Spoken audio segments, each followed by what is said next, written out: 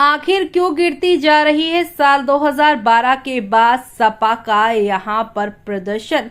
हर चुनाव में फेल हुआ मायावती का हर नया फॉर्मूला। चलिए जानेंगे इसी के बारे में विस्तार से। तब तक आप हमारे चैनल टीसी न्यूज चैनल को लाइक एंड सब्सक्राइब करना ना भूलें। बहुजन समाज पार्टी की नेता मायावती ने हरियाणा चुनाव नतीजों के बाद पार्टी की हार के लिए जाट समुदाय के वोटरों को जिम्मेदार ठहराया। हरियाणा में भाजपा ने अभय सिंह चौटाला की इनेलो के साथ गठबंधन किया था। इनेलो को 2 सीटें मिली, लेकिन बसपा का खाता नहीं खुल पाया। पार्टी को हरियाणा चुनाव में मात्र 1.82% वोट मिले हैं। पार्टी को हरियाणा में साल 2019 के विधानसभा चुनाव में 4.21% वोट मिला था। हालांकि पार्टी कोई भी सीट जीत नहीं पाई थी। साल 2014 के चुनाव में भाजपा को हरियाणा में 4.4% वोट मिला था और उसका एक उम्मीदवार विधायक का चुनाव जीतने में सफल रहा था। हालांकि भाजपा के लिए सिर्फ हरियाणा की कहानी नहीं है। यूपी, बिहार हो या राजस्थान, पंजाब या फिर मध्य प्रदेश जैसे राज्यों में भी बसपा का आधार लगातार कमजोर हुआ है। कभी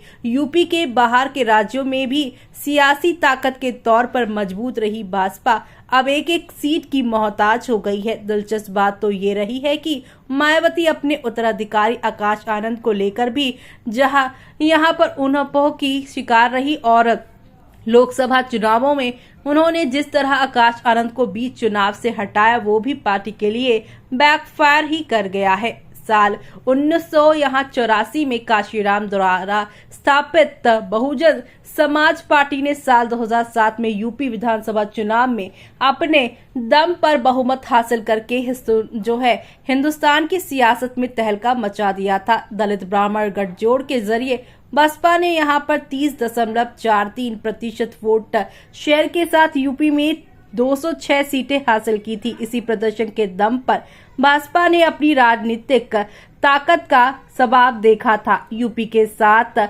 बसपा का पंजाब, हरियाणा और मध्य प्रदेश जैसे राज्यों में बड़ा जनाधार रहा है। साल 2009 के चुनाव में भाजपा ने एक नहीं बल्कि 6.17% वोट के साथ 21 संसदीय सीटों पर जीत हासिल की थी, लेकिन उसके बाद पार्टी का प्रदर्शन गिरता चला गया। साल 2012 के यूपी यहाँ पर बात की जाए विधानसभा चुनाव में बसपा को करारी हार का सामना करना पड़ा था, लेकिन यूपी में मिली इस हार के बाद बसपा फिर खड़ी नहीं हो पाई है। जी हां, अगर बात की जाए साल 2014, साल 2017, साल 2019, साल 2022 और अब बात की जाए साल 2024 की, तो संसदीय और विधानसभा चुनावों में भाजपा को यूपी में शर्मनाक हार का सामना करना पड़ा है। यूपी से भाजपा का कोई सांसद नहीं है, तो वहीं विधानसभा में एक ही विधायक है।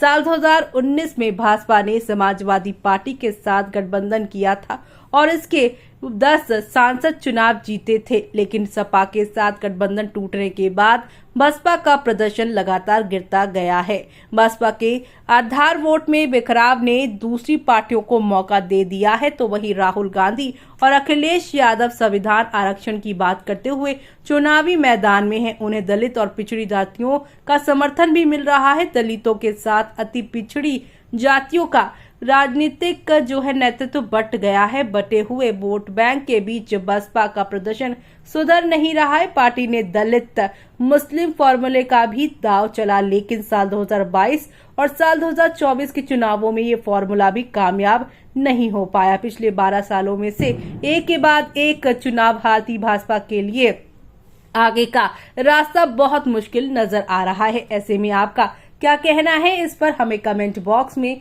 कमेंट करके बताना बिल्कुल भी ना भूलें आप।